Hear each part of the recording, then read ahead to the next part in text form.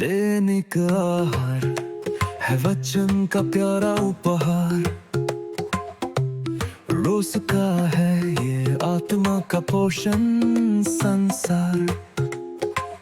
हर शब्द में छुपी है ईश्वर की पुकार। आओ सुनो समझो जीवन में लाओ प्यार।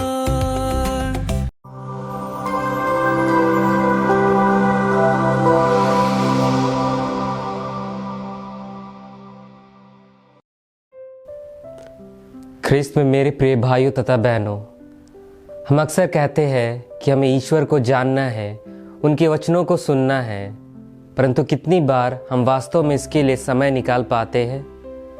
हमारे दिनचर्या के कार्य, हमारी जिम्मेदारियां हमें इतना व्यस्त बना देती है कि हम उस ईश्वर को जिसने हमें बनाया है, जिसने हमें जीवन दिया है, के लिए समय नहीं निकाल पाते हैं। पुराने विधान में हम पढ़ते हैं कि कितने ही नबी, राजा प्रभु यीशु को देखना व सुनना चाहते थे, पर उन्हें इसका सौभाग्य नहीं मिला। परंतु प्रभु यीशु के शिष्य बहुत भाग्यशाली थे।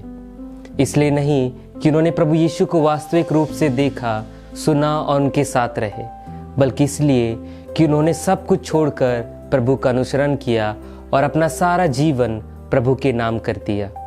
इसलिए आज के सुसमाचार में प्रभु यीशु अपने शिष्यों से कहते हैं, धन्य है वे आंखें जो वह देखती है जिसे तुम देख रहे हो, क्योंकि मैं तुमसे कहता हूँ, जो बातें देख रहे हो उन्हें कितने ही नबी और राजा देखना चाहते थे, परंतु उन्होंने नहीं देखा, और जो बातें तुम सुन रहे हो वे उन्हें सुनना चाहते थे, परंतु उन्होंने नहीं सुना।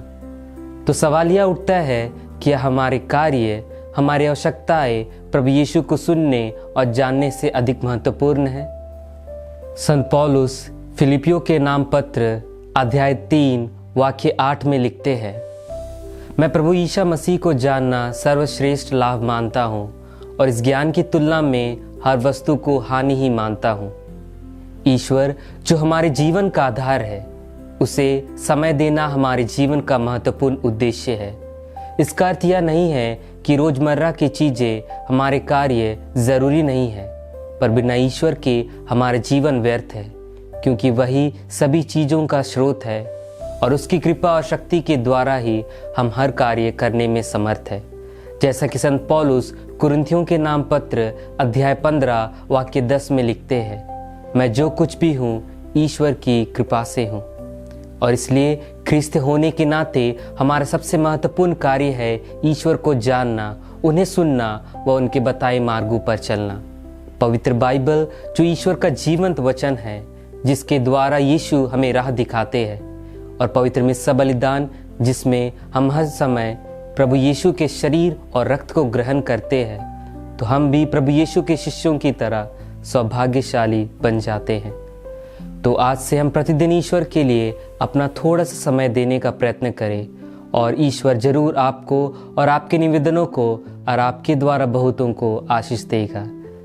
जैसा कि संत लूकस अपने सुसमाचार अध्याय 11 वाक्य 28 में कहते हैं, धन्य है जो ईश्वर का वचन सुनते और उसका पालन करते हैं।